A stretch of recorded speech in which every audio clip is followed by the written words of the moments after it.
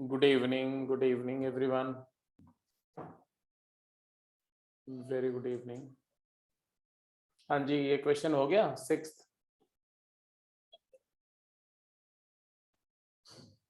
Good evening बेटा, good evening.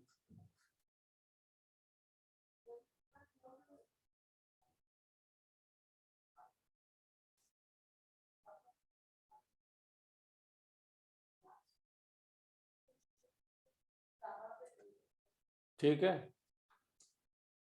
हाँ, just hold on 1 second. हाँ ठीक है, 1 सेकेंड.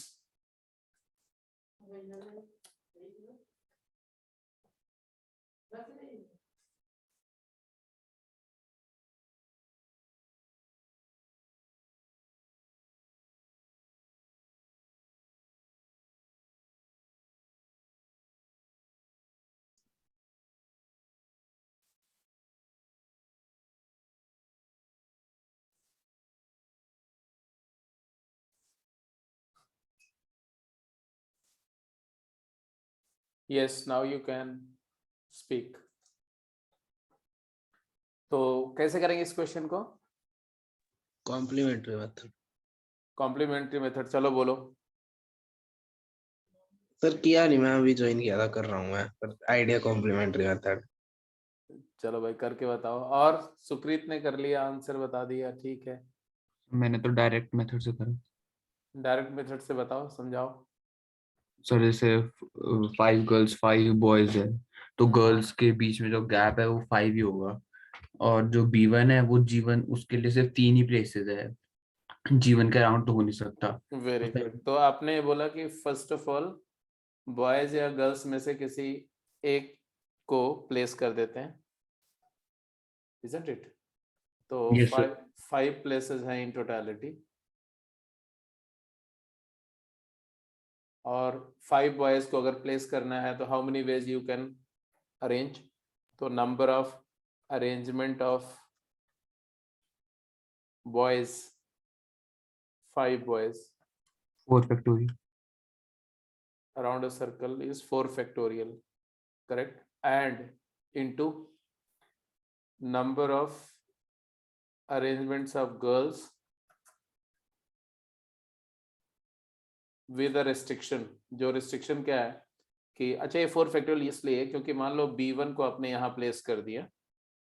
अब B1 की पोजीशन एक फिक्स करके और remaining B2 and B3 and B4 and B5 can interchange their positions, can shuffle their positions in 4 factorial ways. So this is 4 factorial due to that.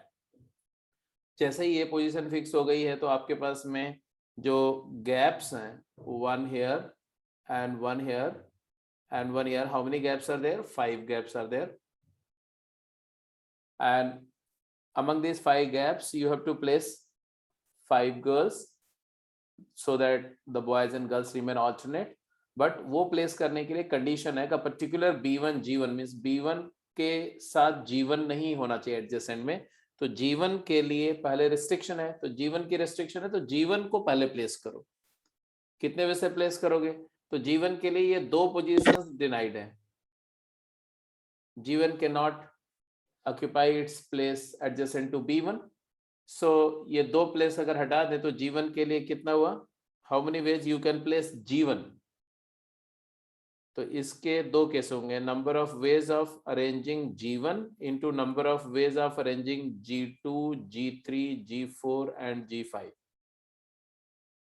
तो obviously it is 4 factorial. तो पहले था ही G1 के लिए there are only 3 possibilities, either G1 is placed here और here into, after placing G1 out of any 3 places, the rest 2 these and 2 here, the left out places, the rest 4 places can be arranged by 4 girls in 4 factorial ways. So therefore the answer is 3 times 4 factorial square. ये हो गया direct method, बिल्कुल सही है. हाँ, अब आप बताओ ओजस या कौन कौन कर रहा था इसको? केशव, कॉम्प्लीमेंट्री मेथड से कौन कर रहा था, कौन बता रहा था? सर मैं ओजस. हाँ ओजस बोलो, कॉम्प्लीमेंट्री मेथड बताओ. सर मेरा आंसर अलग है. क्या बी क्या?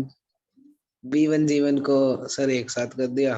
हाँ ठीक है, B1 G1 को एक साथ कर दिया, मतलब मान लो तुमने B1 G1 ऐसे कर दिया, मान लो B1 यहाँ है, G1 यहाँ है, B1 की पोजीशन फिक्स है। इनको सर एक ही ऑब्जेक्ट मान लिया मतलब। ठीक है, हो गया, एक मान लिया। अब और उसके बाद सर टोटल 8 फैक्टोरियल वेज आएंगे इनटू 2। नहीं, उसमें दिक्कत ये है ना कि जब आप टोटल रेस्ट, इसको एक ऑब्जेक्ट और बचे हुए ऑब्जेक्ट कितने हैं, 8, 8 और 1 9, 9 को तुमने अगर अरेंज किया तो 8 फैक्टोरियल अरेंज कर रहे हो, तो उसमें तो फिर ऐसा भी हो सकता है ना, दो बॉयज एक साथ आ जाए, B2 B3 एक साथ आ जाए, B3 B4 एक साथ आ जाए, B2 B3 B4 भी एक साथ आ जाए, तो वो सारे केसेस भी तो इंक्लूड हो जाएंगे, जबकि यहाँ पर दिया हुआ है कि boys and girls shall be alternate. अच्छा यस सर, मैं अल्टरनेट वाला रह गया। हाँ ठीक है। अब अगर मान लो ये करना है तो करना भी है, तो कैसे करेंगे?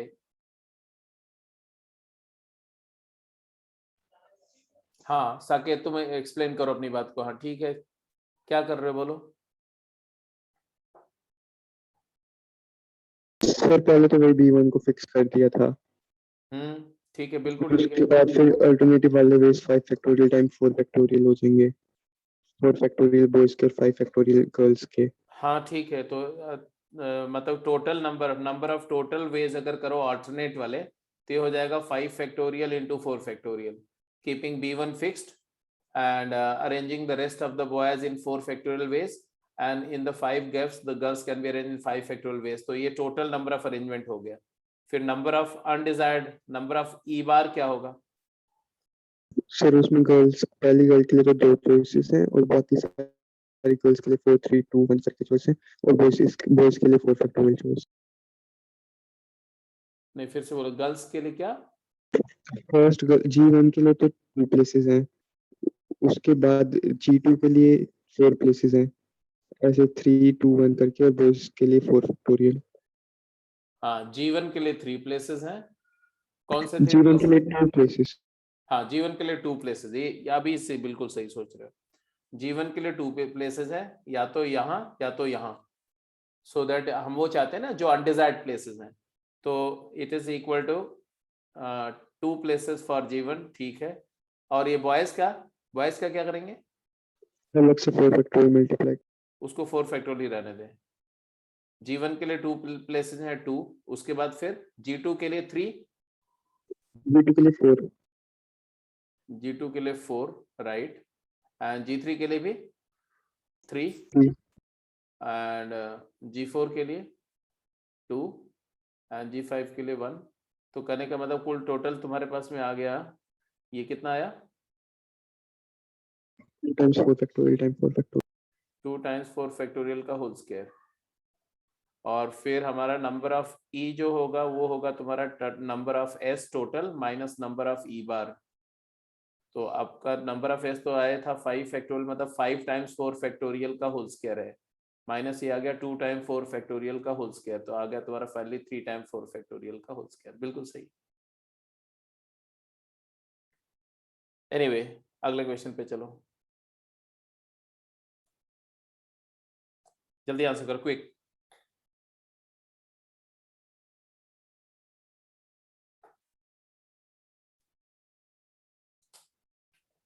Number of ways 9 guests can be arranged around 2 circular tables, of which one has 5 chairs around it and other has only 4 chairs around it।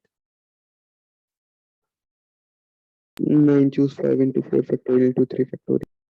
तो अब आपके पास में in totality there are 2 circular tables, one consist of 5 chairs around it and other consist of only 4 chairs around it, और आपका total guest है 9।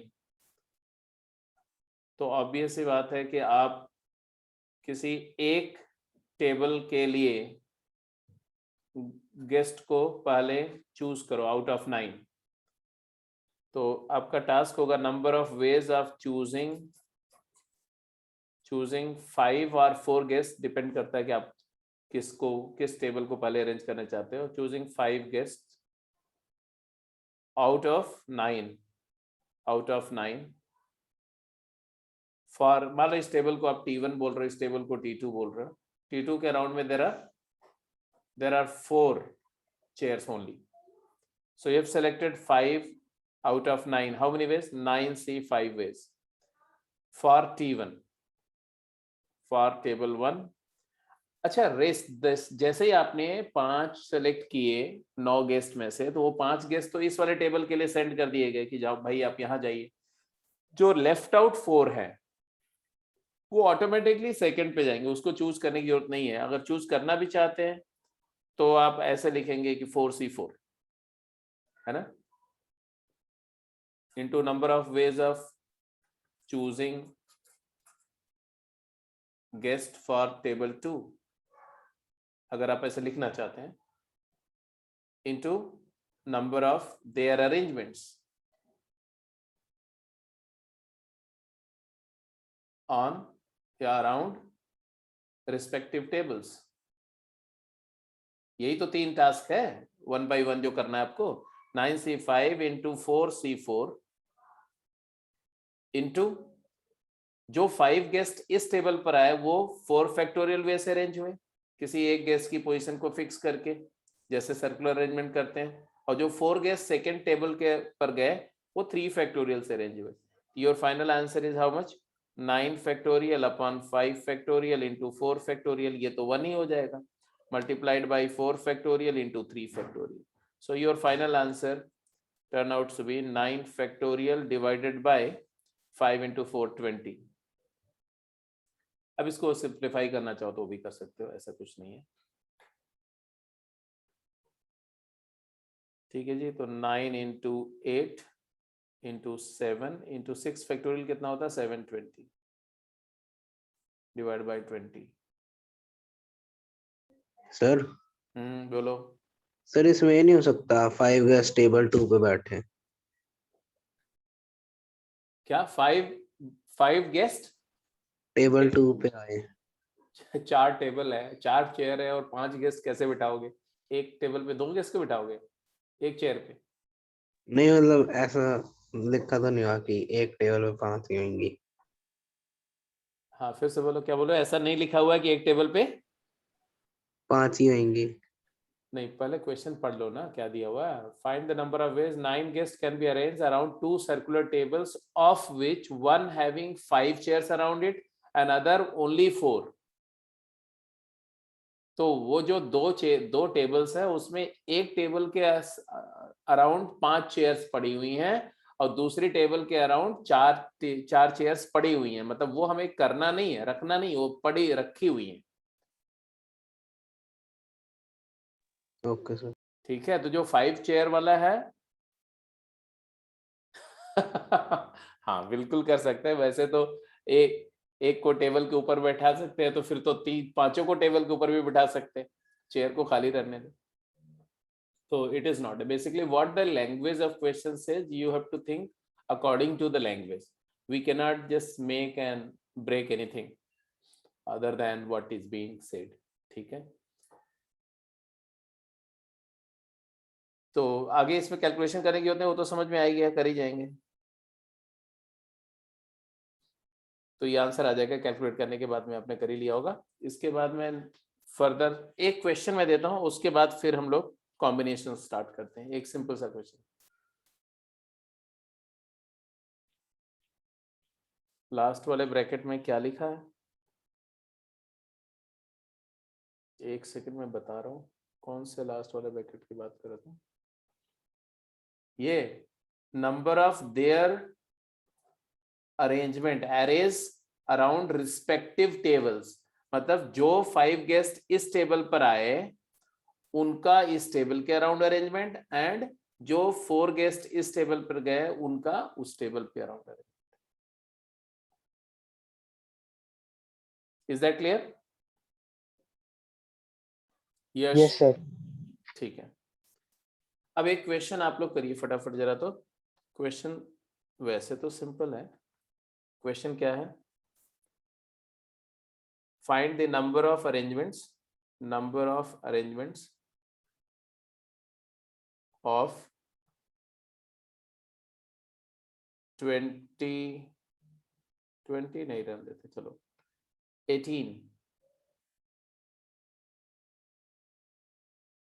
18 persons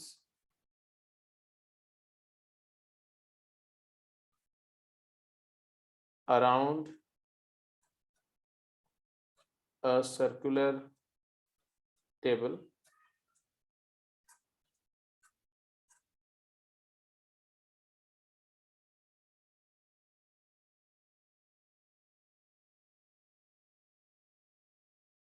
पहला part है and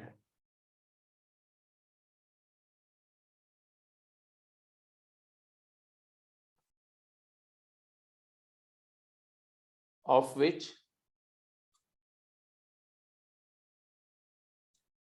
ये जो 18 persons है ना, of which two are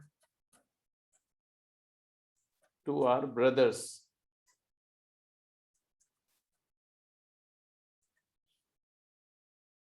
There are 18 persons of which two are brothers and they are to be arranged around a circular table such that पहला part, two brothers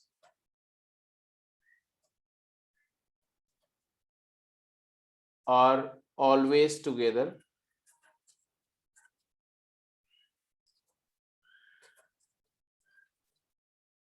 दूसरा part, there is exactly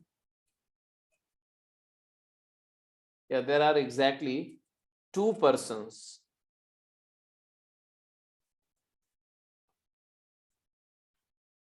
between two brothers.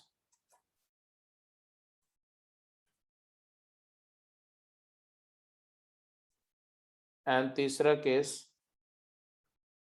what will be the answer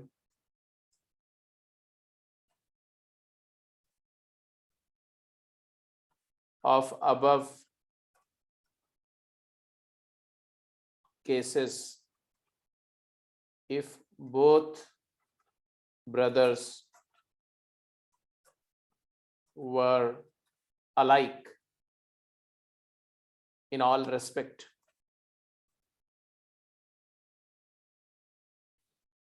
ये question है, अब इसका आपको answer करना है। मतलब है 18 बंदे टोटल, जिसमें 2 भाई हैं, दोनों इस सर्कुलर टेबल के राउंड में प्लेस किए जाने हैं। टोटल कितने अरेंजमेंट होंगे, पहला पार्ट है। दूसरा पार्ट है two brothers are always together, तो कितने अरेंजमेंट होंगे। तीसरा है कि there are exactly two persons between the two brothers, तब कितने अरेंजमेंट होंगे। और चौथी कंडीशन है कि फर्स्ट केस और सेकंड केस का आंसर कैसे ऑल्टर करेगा अगर दोनों ब्रदर्स ट्विंस हों, आइडेंटिकल ट्विंस हों। ओके, पहले पार्ट का आंसर आपने कर दिया, गॉट इट। पहले पार्ट में आपने बोला कि मान लो ये B1 एंड B2 हैं, 2 ब्रदर्स, और इसके अलावा मान लो ये B1 है और ये B2 है, ये दोनों ब्रदर्स हैं। और इसके अलावा P1, P2, P3, P4 and P16, ये टोटल रिमेनिंग 16 पर्सन्स है। 3 को अरेंज करने के टोटल कितने वेज है, 3 को आपने 1 ले लिया, बिल्कुल ठीक है, डन।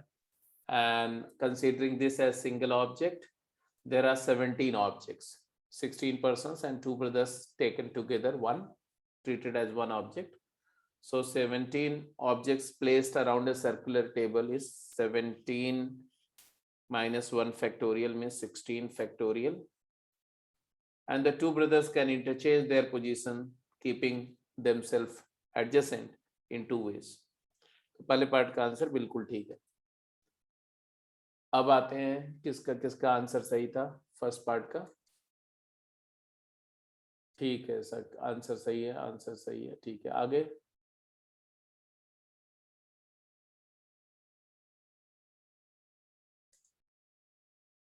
सेकंड भी हो गया। सेकंड में there are exactly 2 persons between the 2 brothers, तो इसके लिए क्या किया सर? इसके लिए एक को अलग से प्लेस कर दिया डायरेक्ट राउंड। क्या किया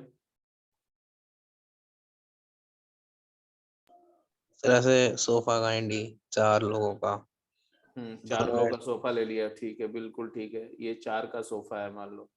अब ये 4 का सोफा को अरेंज करना है, तो एक्सट्रीम पोजीशंस पर आपने 2 ब्रदर्स को प्लेस करना है, B1 and B2। How many veg? 2 ways. 2 ways for B1 and B2. B1 here, B2 here, or they can interchange their position in 2 ways. And the middle 2 places can be arranged in how many ways? ये सोफे को arrange करने के कितने veg है? तो number of ways of arranging the 4-seater,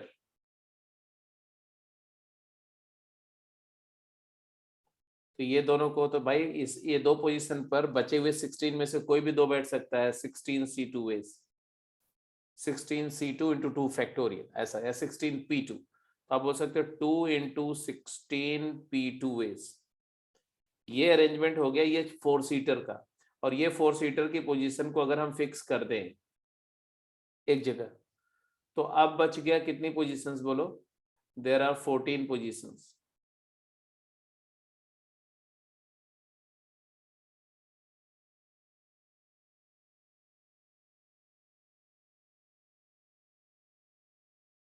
ये 14 positions है। तो बचे हुए 14 जो है, rest of the 14 persons can, they have no restriction, they have no issues, they can interchange their position, they can shuffle their position how many ways? बोलो 14 factorial ways। तो ये आ गया आपका आंसर। मतलब क्या किया आपने? आपने बोला कि 16 में से 2 persons को सेलेक्ट किया और उनको हमने यहाँ पर प्लेस किया 16C2 into 2 factorial, that is 16P2 ways। The adjacent positions, the terminal positions will be occupied by 2 brothers in 2 factorial ways. The rest 14 members can be arranged in their places in 14 factorial ways। क्योंकि ये reference हो गया तो इसके respect में बाकी सारे places जो है ना, ये सब प्लेसेस जो है वेल डिफाइंड है। ये फर्स्ट है, ये सेकंड है, ये थर्ड है एंड सो ऑन, ये 14th है। तो लीनियर परम्यूटेशन जैसा हो गया। तो ये सेकंड भी हो गया। What about the third? Upon 2 ही हो जाएगा, 2 से डिवाइड। हाँ, अब इसके बाद में जब अगर ये 2 आइडेंटिकल ट्विंस होंगे तो 2 से डिवाइड हो जाएगा। बिल्कुल सही बात है। तो इसका आंसर, पहले वाले पेज का आंसर क्या आ जाएगा? 16 factorial। 16 factorial for the first case and second case का आंसर हो जाएगा तुम्हारा 16P2 into 14 factorial। That's it। तो इसी तरह से मतलब सर्कुलर परम्यूटेशन में कुछ नहीं है, सारा कॉन्सेप्ट लीनियर परम्यूटेशन का है। बस सिर्फ इतना फर्क आपको समझ में आना चाहिए, लीनियर और सर्कुलर का बेसिक फंडामेंटल क्या है। वहां पर n फैक्टोरियल होता है, यहाँ पर n-1 फैक्टोरियल हो जाता है। ठीक है, मतलब यहाँ पर एक ऑब्जेक्ट, एक पोजीशन को फिक्स करना पड़ता है और कोई डिफरेंस नहीं। तो ऐसे तमाम क्वेश्चंस बन सकते हैं। Now let's move to combinations. तो आप लिखेंगे कॉम्बिनेशन ऑफ डिस्टिंक्ट ऑब्जेक्ट्स। अब कॉम्बिनेशन ऑफ डिस्टिंक्ट ऑब्जेक्ट की जब मैं बात करूंगा तो बेसिक बातें तो पहले डिस्कस हो चुकी हैं। तो आज हम लोग कॉम्बिनेशन की प्रॉपर्टीज और उस पर बेस्ड जो क्वेश्चंस हैं उनको वर्कआउट करेंगे। तो आप लिखेंगे combination of say r objects out of given set of n different objects, उसका नोटेशन क्या होता है? NCR या CN, R, ऐसे अलग अलग तरीके से लिखते हैं। CN/R ऐसे भी लिखते हैं। ये एक सिंपल ब्रैकेट लेकर के N और R भी लिख देते हैं, तो काफी आपको केयरफुल रहना पड़ेगा। Sometimes this notation is used and CN, R भी लिख सकते हैं। तो नोटेशन कुछ भी हो उससे ज्यादा फर्क नहीं पड़ता है। इसका फार्मूला क्या होता है ये भी हम डिराइव कर चुके हैं कि NCR is n factorial by r factorial into n-r factorial. ठीक है, लेकिन ध्यान रहे ये रिजल्ट तभी इस्तेमाल होगा जब सारे के सारे ऑब्जेक्ट डिस्टिंक्ट हैं, डिफरेंट फ्रॉम ईच अदर हैं। दूसरी बात, ये NCR एक फंक्शन है, किसी फिक्स्ड नंबर ऑफ ऑब्जेक्ट में से कोई स्पेसिफिक नंबर ऑफ ऑब्जेक्ट को चूज करने का सिर्फ जो नंबर ऑफ वेज होता है वो यूनिक होगा। ऐसा नहीं हो सकता कि 10 में से 5 ऑब्जेक्ट सेलेक्ट करने तो 2 डिफरेंट आंसर आ जाए, यूनिक आंसर आएगा। तो for every input there is exactly 1 output, so it is a function. अगर ये फंक्शन है तो इस फंक्शन का डोमेन क्या है? It's a function with domain क्या है बेटा, बोलो डोमेन। तो डोमेन ये है कि n has to be a natural number, obviously n cannot be 0, n cannot be negative, n cannot be fraction, and r can be whole number, but r cannot be greater than n। अगर r की value n हो गई तो चलेगा, NCN, n में से n select करने का एक वे होता है, बट r की वैल्यू अगर n+1 हो गई तो ये अनडिफाइंड हो जाएगा। ठीक है, तो अगर कहीं पर भी आपसे बोला जाए, फॉर इंस्टेंस अगर आपको मैं ऐसा क्वेश्चन दे दूं 2x + 7 c x - 1 has its domain, क्या होगा इसका डोमेन बोलो।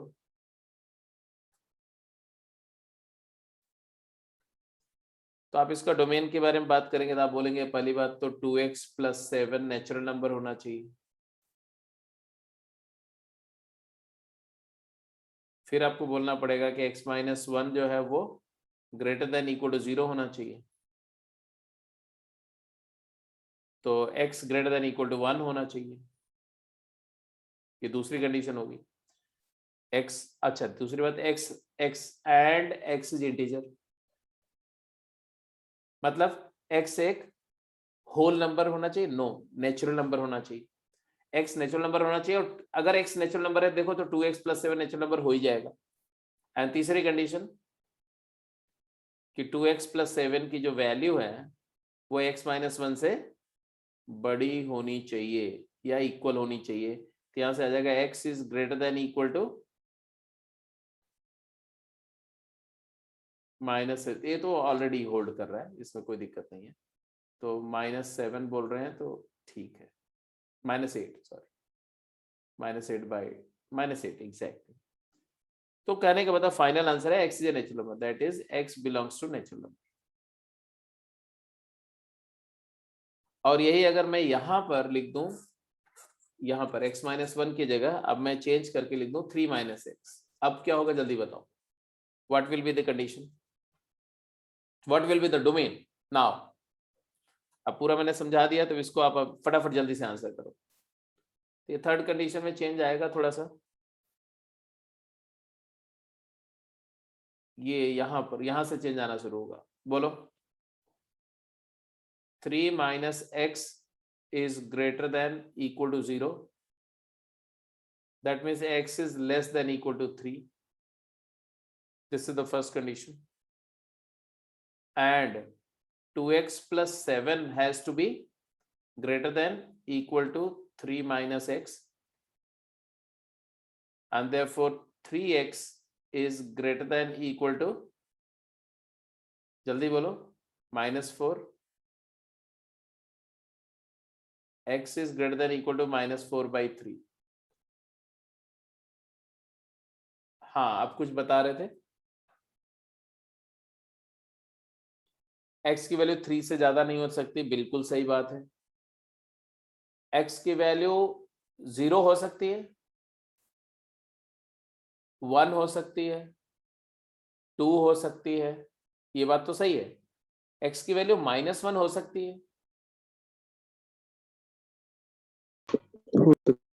हाँ यस हाँ, तो अब फाइनली हमारे पास जो आ रहा है वो देखो, x बिलोंग्स टू -4/3 से लेके 3 तक आ रहा है कंडीशन, बट साथ के साथ ये भी आ रहा है कि x फ्रैक्शन नहीं होना चाहिए, बिकॉज 3 - x जो है ये इंटीजर होना चाहिए, तो एंड यहाँ इस कंडीशन में ये भी लिखना पड़ेगा कि x इंटीजर होना चाहिए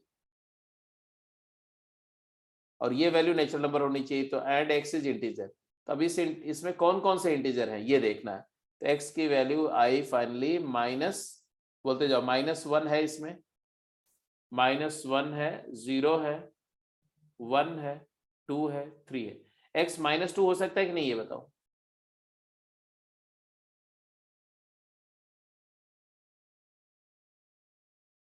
कैन x बी -2?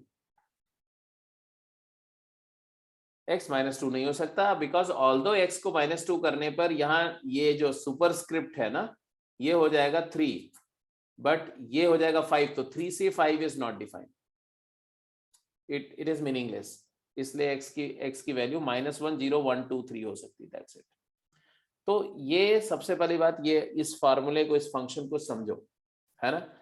आगे चलते हैं, फर्दर मूव करते हैं। इसका प्रूफ वगैरह कर चुके हैं कि number of groups of r that is into number of arrangement of each group. तो एनपीआर होता है number of ways of selecting r object into number of arrangement for each group of r object. तो number of arrangement of objects, r number of object among themselves is r factorial and number of groups is ncr। तो npr is ncr into r factorial, और यही हमने derive किया था, you all remember, इसमें कोई बड़ी बात नहीं। Find the number of all possible selection that can be made out of 5 distinct object a b c d e and generalize this for n object and generalize the formula for n object। जल्दी करिए, generalize the formula for n object।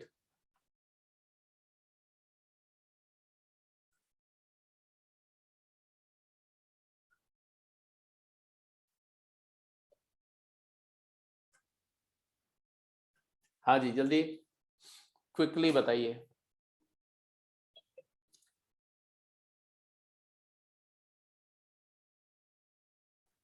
तो ये जब selection की बात कर रहे हैं तो दो अप्रोच है इस बात को कैलकुलेट करने का। एक अप्रोच है जब हम बात करेंगे एडिशन रूल यूज करेंगे, फंडामेंटल रूल में एडिशन रूल यूज करेंगे अलॉन्ग विथ कॉम्बिनेशन। तो हम क्या बोलेंगे उसमें, हम बोलेंगे number of ways of choosing r object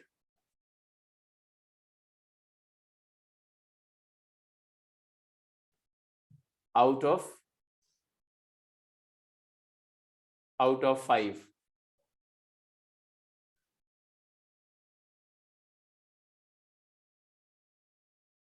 Sigma, where r can vary 0 to 5,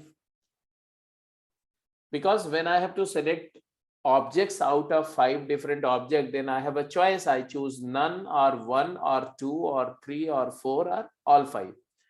तो मैंने बोला कि भाई it is equal to sigma NCR, r varies 0 to 5। समझ रहे मेरी बात को कि नहीं? इसको ऐसे बोल सकते, that is equal to number of ways of selecting one object, choosing 1 और 2 और 3 और एंड सो ऑन 4 और 5।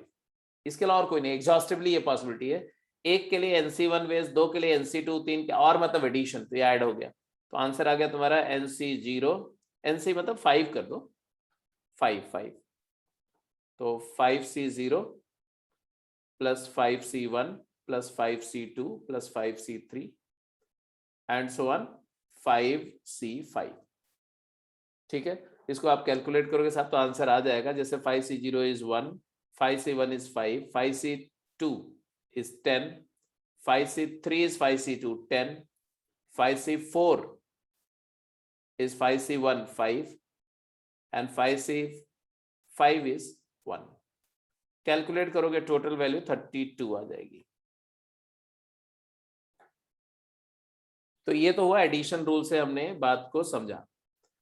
इसी बात को हम ऐसे भी बोल सकते हैं,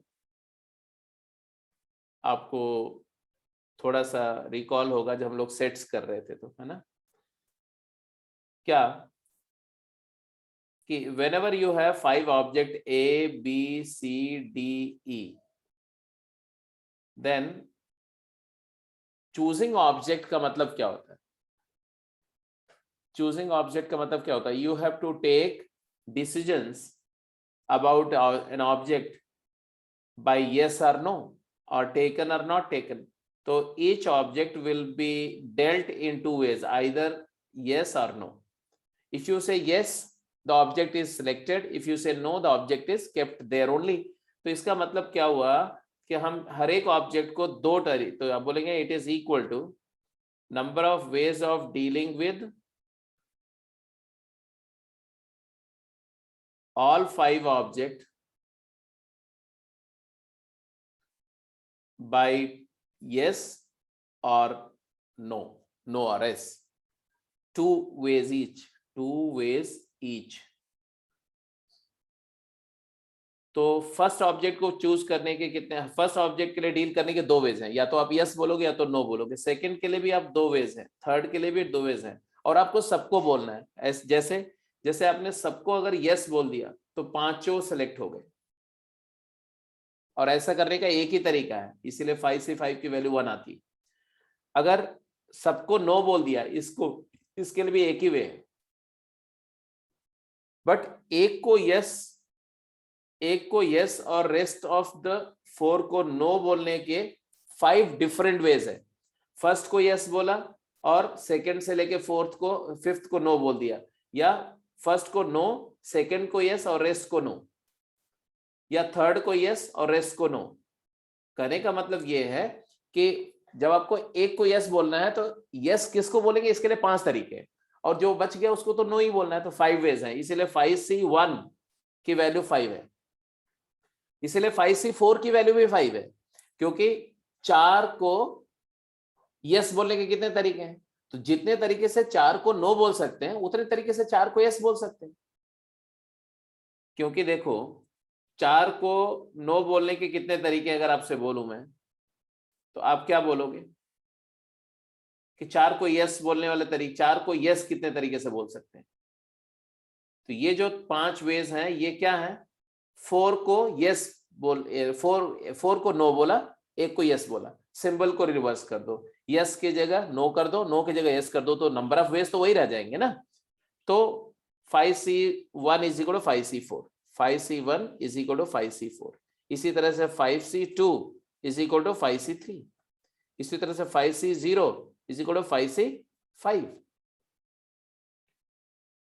तो ये बात बिल्कुल क्लैरिटी से समझ में आनी चाहिए कि जो इक्विडिस्टेंट कॉम्बिनेशन है फर्स्ट लास्ट सेम होगा, है ना, क्योंकि एक को सेलेक्ट करना और 4 को रिजेक्ट करना इस सेम है, 4 को सेलेक्ट करना, एक को रिजेक्ट करना।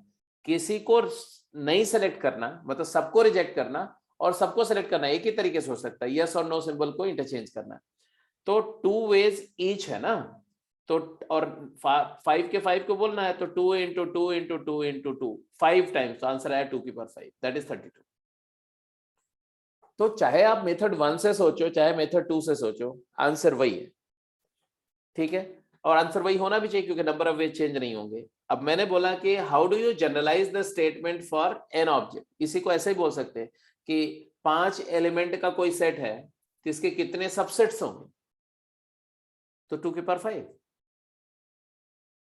0 ऑब्जेक्ट का एक सबसेट होगा, 1 ऑब्जेक्ट वाले 5 सबसेट होंगे, 2 ऑब्जेक्ट वाले, तो सबसेट मतलब क्या हुआ, selecting elements out of the 5 elements, तो सेलेक्ट करके जो बनेगा वो सबसेट होता है। तो चाहे आप इसको सिलेक्शन का नंबर बताओ चाहे आपको नंबर ऑफ सबसेट बोलो, एक ही बात है।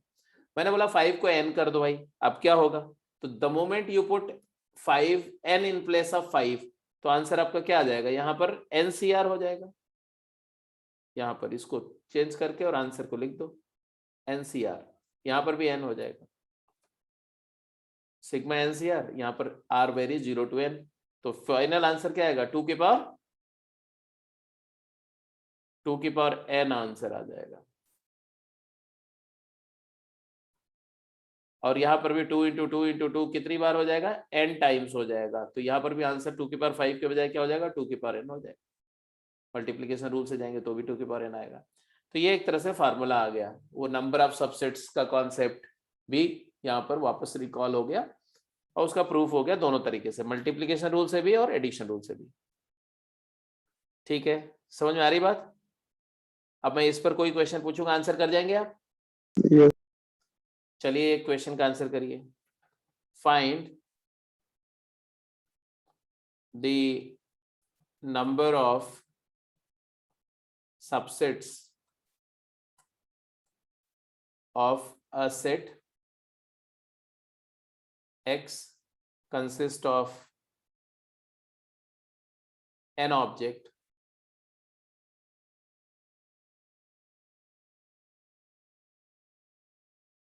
find the number of subset having, यहां पर एक थोड़ा condition, having at least 3 objects. क्या आंसर होगा, जल्दी बोलो।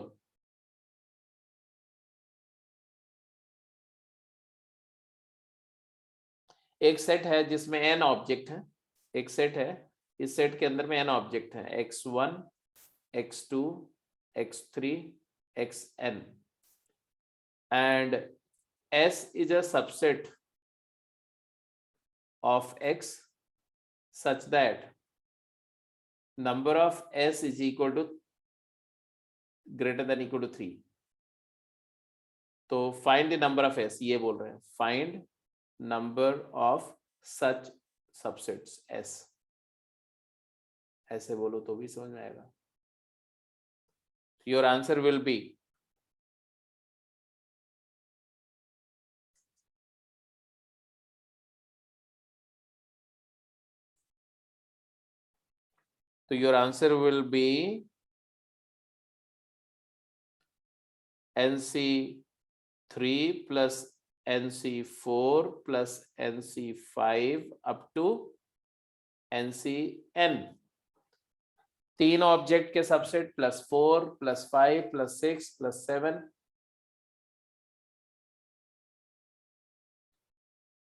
और n के n सारे भी ले सकते हैं आप। तो इसको आप लिखेंगे तो ऐसे भी लिख सकते हैं कि sigma NCR R varies 0 to n, NC0 NC1 NC2 दो मिसिंग है, 3, तो minus NC0 minus NC1 minus NC2। Your final answer, ये तो आप जानते हो 2 की पावर n होता है, -1 minus n into n minus 1 by 2। NCR क्या होता है? NCR होता है, अगर आप ध्यान से देखो तो NCR होता है n into n minus 1 into n minus 2 up to n minus r plus 1। ये n से रिड्यूस करते हुए मैंने लिखे फैक्टर्स। इसके बाद n माइनस r का factorial divided bye r factorial into n minus r factorial, यही था ना, यही था ना ये वाला फार्मूला, इसी को ऐसे लिखा। अब ये कैंसिल हो जाएगा, तो NCR बेसिकली क्या है, n multiplied by n minus 1 multiplied by n minus 2 up to n minus r plus 1 upon r factorial. तो न्यूमरेटर में देखो तो ये r कंसेक्यूटिव इंटीजर है, r number of consecutive integer है न्यूमरेटर में। Is that clear? Numerator contains r number of consecutive integer factors starting from 1 and reducing in order, n minus 1, n minus 2, n minus 3, n minus r minus 1। तो n में से 0 subtract हो रहा है और last में n में से r minus 1 सब्ट्रैक्ट हो रहा है, मतलब टोटल कितने हैं, r फैक्टर का प्रोडक्ट बाय r फैक्टोरियल। और एक और बात ध्यान रखो, कि ये जो नंबर है, कौन से नंबर, ये NCR, ये number of ways of selections है, नंबर ऑफ वेज है, नंबर ऑफ सिलेक्शंस है, एंड नंबर ऑफ सिलेक्शंस और number of anything can not be fraction, it is always an integer. यहीं से ये बात प्रूव हो रही है कि r number of consecutive integer को r फैक्टोरियल से डिवाइड कर रहे थे, एक इंटीजर आता है, इसका मतलब है कि product of r consecutive integer is divisible by r factorial. ये एक बहुत मेजर थ्योरम है जो प्रूव हो गया इसे। Therefore product of r consecutive integers, इसको कहीं पर लिख लो, अभी चलो लिखवा देंगे तो बाद में लिख देंगे, पहले समझो। Consecutive integers are always divisible by r factorial, always divisible by factorial of r। तो दो कंसेक्यूटिव इंटीजर है तो उनका प्रोडक्ट 2 फैक्टोरियल मतलब 2 से डिविजिबल होगा। जैसे आप बोलते हो ना 5 into 6 तो 2 से डिविजिबल होगा। 3 कंसेक्यूटिव इंटीजर हैं, 5 into 4 into 3, इसका प्रोडक्ट 3 फैक्टोरियल से डिविजिबल होगा, है दिख रहा है। 4 कंसेक्यूटिव इंटीजर है तो 4 फैक्टोरियल फैक्टर होगा, 5 कंसेक्यूटिव इंटीजर में 5 फैक्टोरियल फैक्टर होगा, इसी तरह से r कंसेक्यूटिव इंटीजर में r फैक्टोरियल फैक्टर होगा। ये यहां से प्रूव हो रहा है। अब ये आंसर ये समझ में आ गया कि नहीं? Yes sir.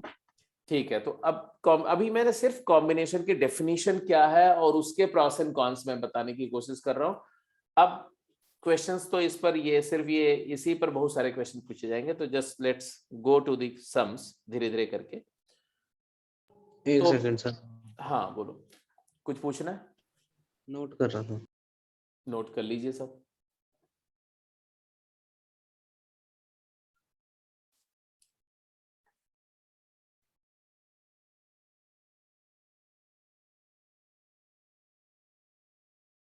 हो गया सर। ठीक है, जैसे मैं एक छोटा सा और एक क्वेश्चन दे रहा हूं आपको। क्वेश्चन क्या है? n is a natural number and n is co-prime with 5, then n to the power 5 minus n is divisible by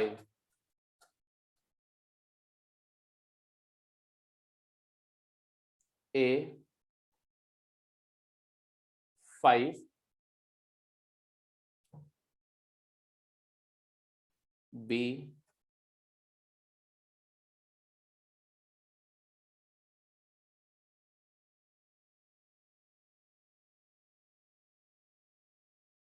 हाँ मैंने क्या बोला?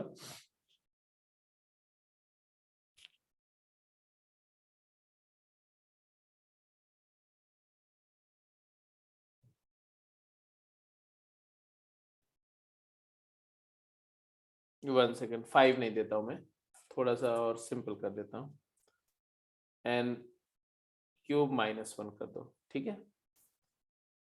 हाँ अब बताओ, 3 and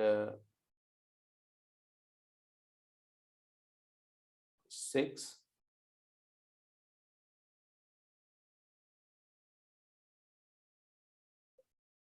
12, none of these.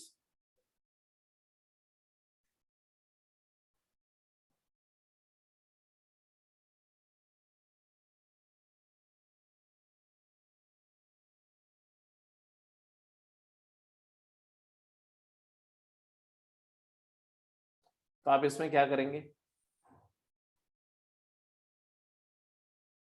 एक तो ये दिख रहा है कि n into n square minus 1 है, तो ये आ गया तुम्हारा n into n minus 1 into n plus 1। ये 3 कंसेक्यूटिव इंटीजर है, it is product of 3 consecutive integer.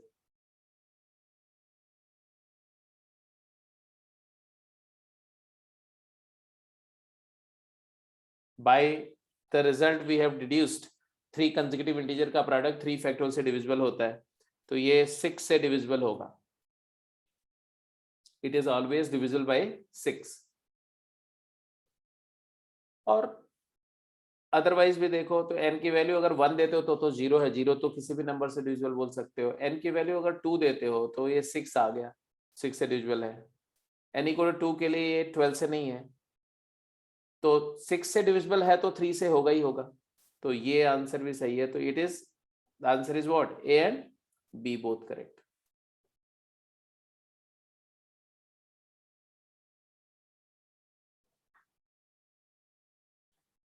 तो ऐसे ऐसे क्वेश्चन थोड़े सा भी, बिल्कुल एलिमेंट्री सी बात मैंने बोली, ऐसे और कॉम्प्लिकेटेड क्वेश्चन भी पूछे जा सकते हैं।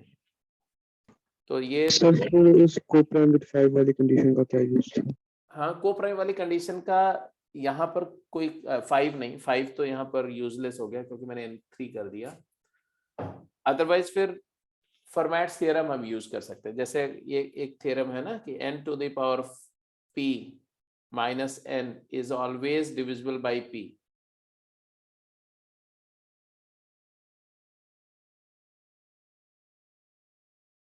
तो अगर मैं ऐसा लिख देता कि n to the power 13 minus n,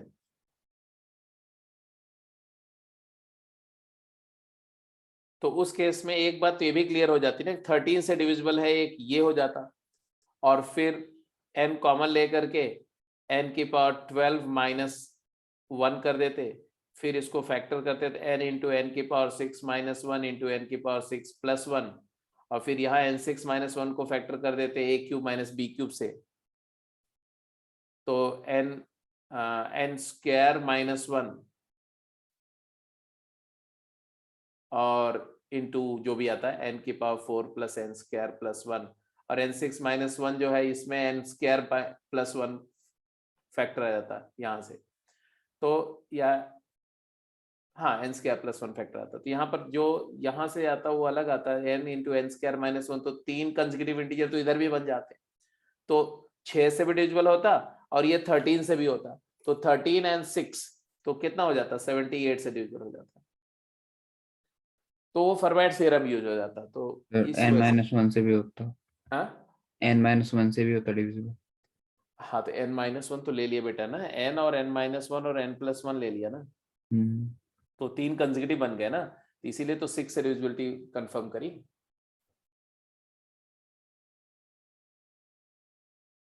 n कोई भी नेचुरल नंबर हो, ये नंबर 78 से डिविजिबल होगी अगर n और p कोप्राइम है तो। चलो उस पर अभी वो नंबर थियरी में जाने का ऐसा जरूरत नहीं है इमीडिएटली, अभी हम लोग परमुटेशन कॉम्बिनेशन की बात करें तो उसी पर फोकस करते हैं। हाँ जी, प्रॉपर्टीज ऑफ एनसीआर। पहली प्रॉपर्टी क्या हुई, NCR is always an non negative integer. I hope it is very clear, इसमें मुझे कुछ एक्सप्लेन करने की जरूरत नहीं है। NCR being number of ways of choosing something, the number of veg can not be negative and it has to be always integer.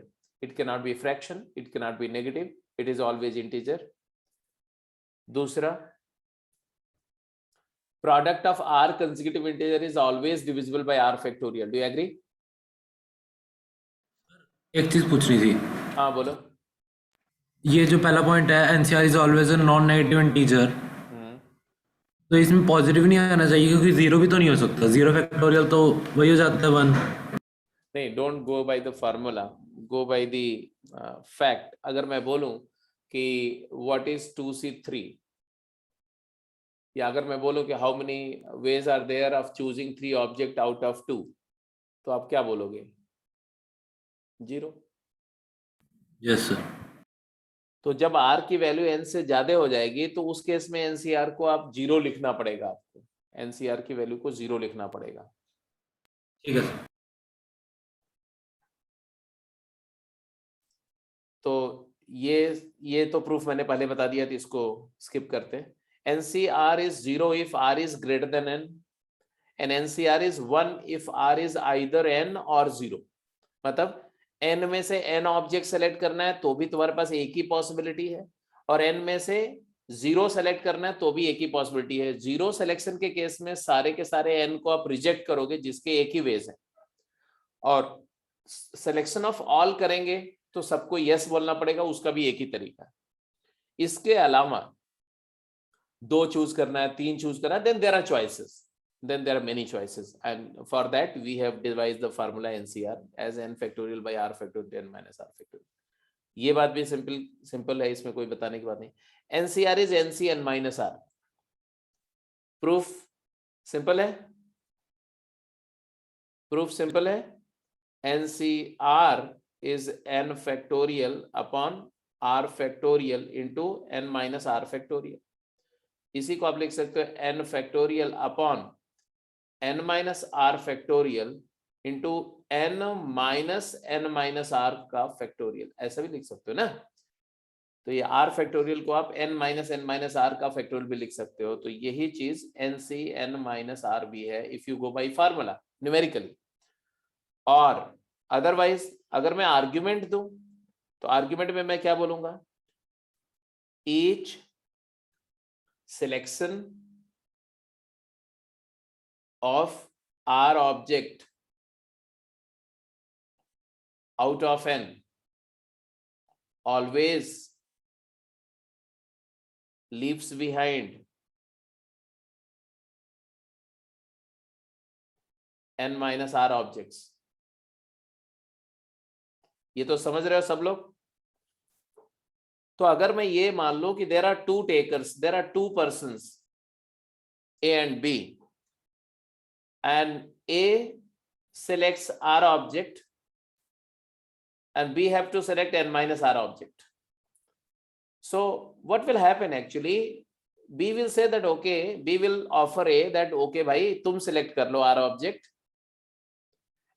and whenever B takes his share of R object, the rest N minus R object will automatically go to B. तो A अपना R object choose करेगा तो बचे हुए B के पास चल जाएंगे. जितने तरीके से A R ऑब्जेक्ट पाएगा उतने ही तरीके से B को N minus R मिलेंगे.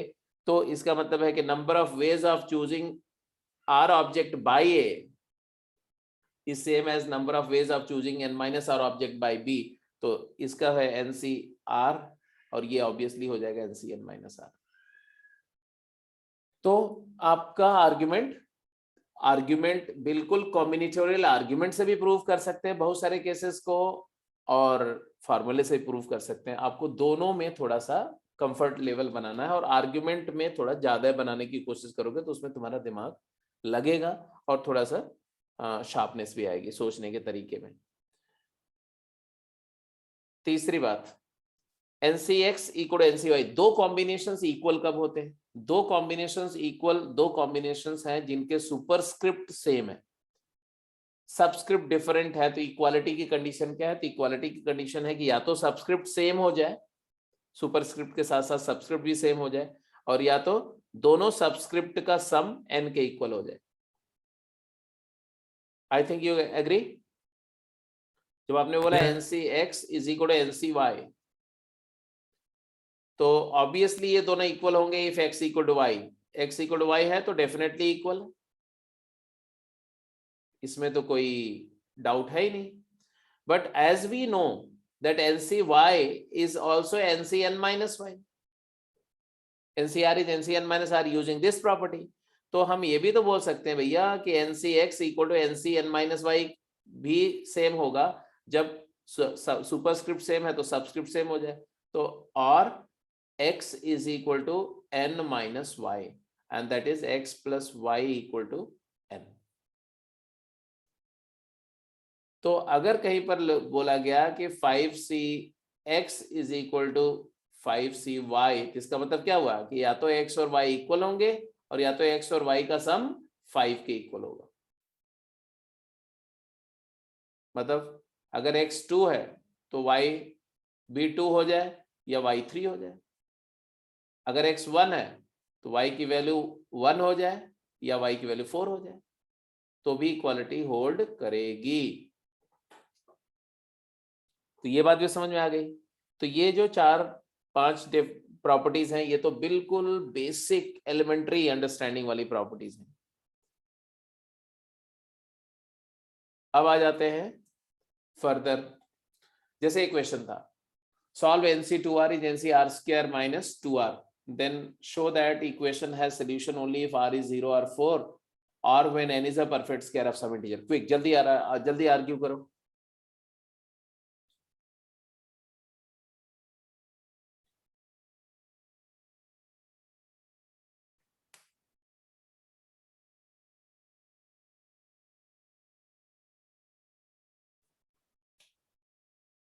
तो your argument is what? NC this is equal to NC this. तो ऑब्वियसली आप बोलेंगे कि either 2R is equal to R square minus 2R,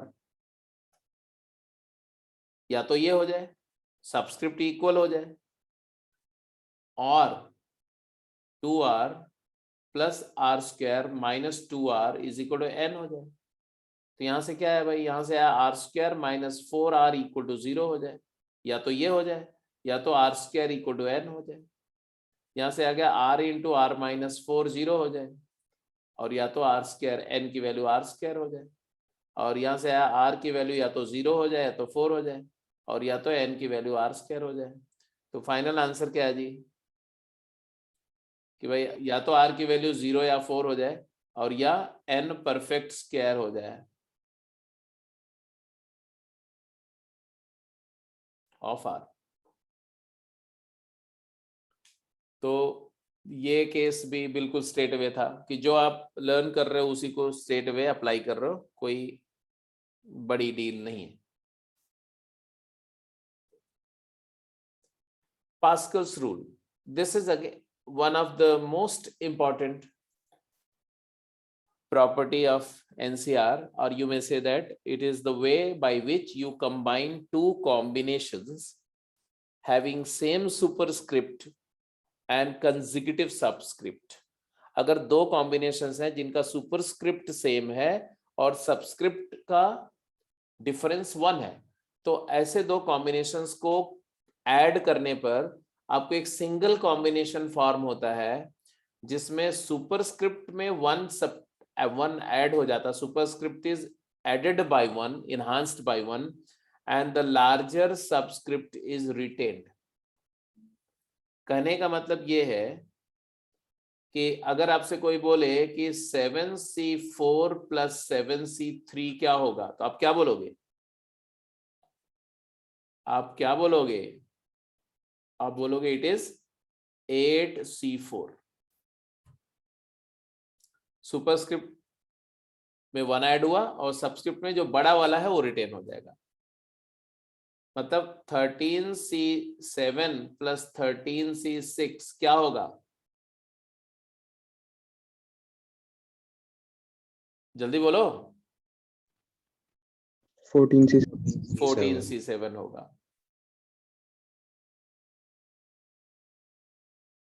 अब इसको पहले तो इसको प्रूफ कर लेते हैं, इसका कि प्रूफ क्या है। प्रूफ इज वेरी सिंपल, अपने आप करो, LHS को रिड्यूस करो, सिंप्लीफाई करो, NCR प्लस NCR माइनस 1 क्या आएगा?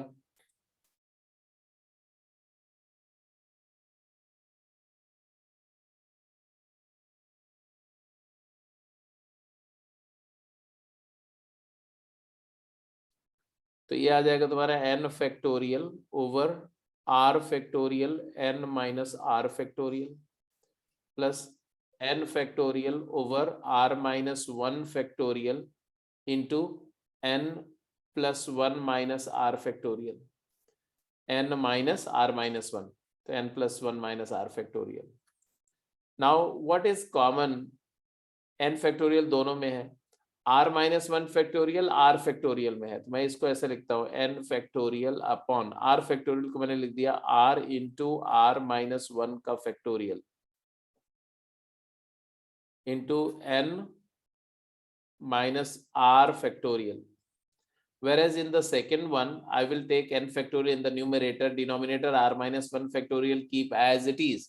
जो दूसरा वाला फैक्टर है डिनोमिनेटर में ये, इसको हम क्या लिखेंगे? तो इसको हम लिखेंगे n plus 1, n minus r plus 1 है, तो बड़े फैक्टोरियल में छोटा फैक्टोरियल फैक्टर होता है, तो इसको लिखेंगे n माइनस r प्लस 1, और इससे छोटा क्या है नंबर? जस्ट एक छोटा n माइनस r का factorial. So here n minus r factorial है, r माइनस 1 फैक्टोरियल है, n फैक्टोरियल है, ये यहां भी है। अब हमने क्या कॉमन फैक्टर क्या ले लिया? n factorial upon r minus 1 factorial into n minus r factorial, ये कॉमन फैक्टर आ गया। अब बच्चा what is left out? Here is 1 by r and there is 1 upon n minus r plus 1. If you simplify this, take LCM, so you get in the denominator r into n minus r plus 1, and in the numerator you will get n plus 1, and this whole is getting multiplied to n factorial divided by r minus 1 factorial into n minus r factorial. What do you get in place? n factorial में n plus 1 multiply होगा तो बेटा होगा n plus 1 का whole factorial. Denominator में r multiplies to r minus 1 factorial makes it r factorial, and n minus r से उसका next number multiply हो रहा है, तो इसको n प्लस 1 माइनस r का फैक्टोरियल हो गया। अब ये क्लियर दिख रहा है n+1 CR है, ये RHS LHS से स्टार्ट करके RHS में आ गए। आप एक बार देख लो, अगर कहीं पर कोई पॉइंट मिसिंग है तो आप मेरे से पूछ सकते हो। इफ इट सर इज इसको clear just let me know. हाँ यस सर इसको कॉम्बिनेटोरिक वाले से भी तो कर सकते हैं कि हमारे पास मान लो n ऑब्जेक्ट्स हैं और फिर हम एक ऑब्जेक्ट अलग से ले आते हैं और हमें फिर n+1 में से r ऑब्जेक्ट चूज करने, तो चाहे तो हम n वाले में एक से मिनट, अब r-1 बोलो नहीं कॉम्बिनेटरिक। देखो ऑलमोस्ट हर एक आइडेंटिटी को कॉम्बिनेटरिक आर्ग्यूमेंट से प्रूव कर सकते हैं। अपना तुम आर्ग्यूमेंट दो, आर्ग्यूमेंट सही होना चाहिए। आर्ग्यूमेंट बोलो, क्या बोल रहे हो? सर एक तो n देखो ऑब्जेक्ट्स का सेट कॉम्बिनेटरिक है। आर्ग्यूमेंट से हम क्या करते हैं, हम दो सिचुएशंस, मतलब we create two ways of counting same problem। एक ही प्रॉब्लम को काउंट करने के दो वेज क्रिएट करते हैं। One way, first way is LHS and second way is RHS। हम प्रूव करते हैं कि किसी एक प्रॉब्लम को काउंट करने के लिए पहले वे से करेंगे तो लेफ्ट हैंड साइड आएगा, सेकेंड वे से करेंगे तो राइट हैंड साइड आएगा, because by changing the way, by changing the method, the count will not change and therefore LHS must be equal to RHS. This is the total philosophy of proving some identity using combinatorial argument. तो अब आप बताओ कौन सी problem क्या है, पहले तो बताओ कौन सी प्रॉब्लम को काउंट कर रहे हो आप? सर एक साथ ही पहले राइट वाले को कर ले। हाँ बोलो, राइट साइड को के लिए क्या बोल रहे हो? What is RHS as per you? Sir number of ways. एक हमने n ऑब्जेक्ट का सेट ले लिया और एक अलग से 1 ऑब्जेक्ट ले लिया और इसके अंदर से हम r ऑब्जेक्ट्स। हाँ, कहने का मतलब है कि number of ways of choosing r objects out of या r पर ऑब्जेक्ट छोड़ो, r ऑब्जेक्ट बजाय r कुछ नेम कर देता हूं मैं, r स्टूडेंट्स कर दो मान लो, out of n boys and a girl, one girl, यही बोल रहे हो ना ऐसा कुछ? Yes sir. ठीक है, तो definitely it is n+1 CR। Great. अब सर इसमें ये हो सकता है कि हमने चाहे तो r ऑब्जेक्ट सारे बॉयज में से चूज कर लिए हो, या फिर ऐसा हो सकता है कि एक हमने वो गर्ल चूज कर ली हो, जो n-1 r-1 ऑब्जेक्ट्स हमने चूज कर लिए हो n बॉयज में से, हम ऐड कर देंगे। अच्छा, मतलब इसने बोला कि LHS के लिए तुम्हारा आर्गुमेंट ये है कि दो केस में कर रहे हैं, आइदर हाँ r बॉयज है ना, yes either all are chosen students are boys or one boy no, one girl and rest r-1 boys। तो सारे के सारे r बॉयज के लिए कितने वेज हैं? NCR वेज हैं। और एक गर्ल ले लिया आपने तो एक ही गर्ल है, तो उसको लेने के लिए एक ही तरीका है, 1 इंटू बचे हुए r-1 बॉयज लेने हमें n में से, तो NCR-1। तो therefore answer is NCR plus NCR-1। And because एक ही चीज को काउंट कर रहे हैं, दो डिफरेंट अप्रोच है काउंट करने का, तो therefore NCR plus NCR-1 is equal to n+1 CR। बिल्कुल ठीक, बिल्कुल ठीक है जी, यही तो मैं समझा रहा था कि ऐसे ही सोचना पड़ेगा आपको। ठीक है जी, तो पास्कल रूल सबको समझ में आ गया। अब पास्कल रूल बहुत यूजफुल है, ये दो टॉपिक्स में आपको बहुत हेल्प करेगा।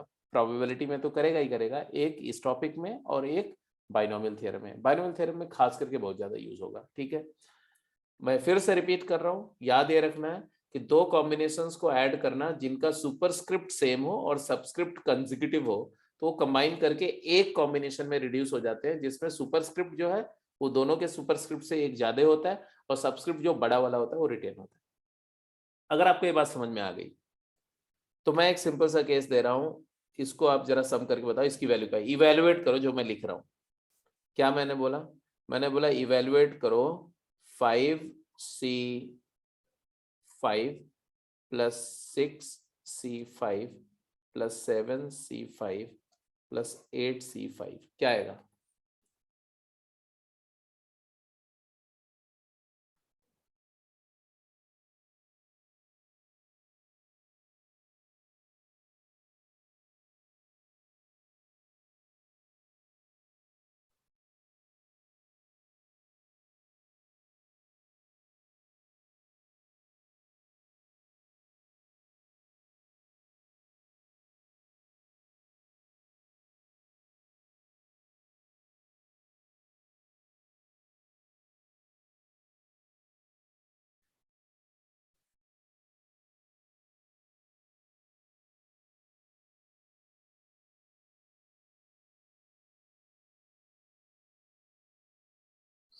अब देखो कुछ किया यस ये। सर। हाँ क्या किया? सर 8C5 और 6C5 को कर दिया। हाँ क्या क्या 8C5 और 6C5 को कन्वर्ट किया, अभी कर रहा हूँ आपकी आंसर। इससे ब्रेक डाउन कर रहे थे उसमें, तो फिर बड़ा लंबा चला जाएगा। बहुत लंबा चला जाएगा अगर वैसे करोगे तो। वही दिख रहा था सर अभी, फिर इसलिए।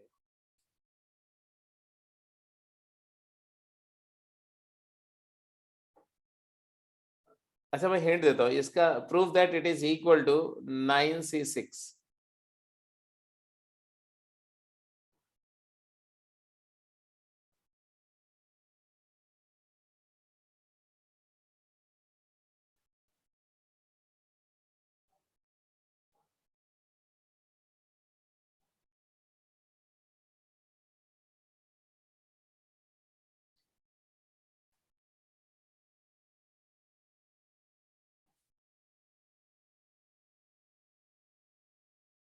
ऐसे देखो ये 5C5 मतलब 1 होता है ना, 5 में से 5 सेलेक्ट करना मतलब 1 वेज है।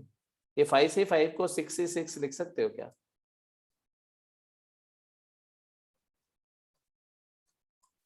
Yes sir. अब इन दोनों का सम क्या हुआ? सुपरस्क्रिप्ट सेम है, सबस्क्रिप्ट कंसेक्यूटिव है, क्या आएगा? 7C6 7C बड़ा वाला सबस्क्रिप्ट 6 प्लस अगला वाला है 7C5, अगला वाला है 8C5। हाँ हो गया, बिल्कुल हो ही जाएगा। इन दोनों का सम फिर उसी रूल से, पास्कल रूल फिर से लगेगा। ये हो गया 8C6 प्लस 8C5 और फिर से ये दोनों उसी तरह से आएंगे 9C6। तो क्या हुआ, पास्कल रूल एक चेन के फॉर्म में लगा। इसमें आपने यहां पर आग लगाई, ये पटाखे की लड़ी जैसी है ना, हैप्पी दिवाली मना रहे। 5C5 था ना, इसको आपने क्या किया, यहाँ पे आग लगा दी, माचिस दिखाया इसको। 5C5 को 6C6 रख के, इसके बाद में ये फट फट फट फट करके बच गया। कैसे? 6C6 पास्कल रूल ने इसको फोड़ दिया, 6C6 प्लस 6C5 बन गया 7C6। अच्छा जो ये बना उसने अगले वाले को जला दिया, क्योंकि 7C5 को 7C6 ही तो चाहिए था पास्कल रूल लगने के लिए। तो जैसे ये बना, ये अगले वाले से कंबाइन करके 8C6 हो गया। अब ये चाहिए था इसको, तो ये अगले वाले से कंबाइन करके 9C6 हो गया। तो ये पास्कल सीरीज, ऐसे सीरीज को सम करने की टेक्निक पास्कल ट्रायंगल से, पास्कल मेथड एक वन ऑफ द वे है। Pascal rule is one of the way of reducing such series, binomial series. एक और केस समझ आ रहा है ना पास्कल रूल कैसे यूज होगा, ये मैं थोड़ा सा आपको फेमिलियर करा रहा हूँ कि पास्कल रूल सिर्फ ऐसे नहीं कि आपने एक फार्मूला है, it is very very useful. ठीक है, जैसे एक और केस है, बहुत छोटा सा केस दे रहा हूँ आपको, बताना है कि कैसे रिड्यूस होगा। 5C3 ऐसे लिखो, 5C2 plus 2 times 5C3 plus 5C4। जल्दी बोलो, इसका रिड्यूस्ड वैल्यू बताओ क्या होगा?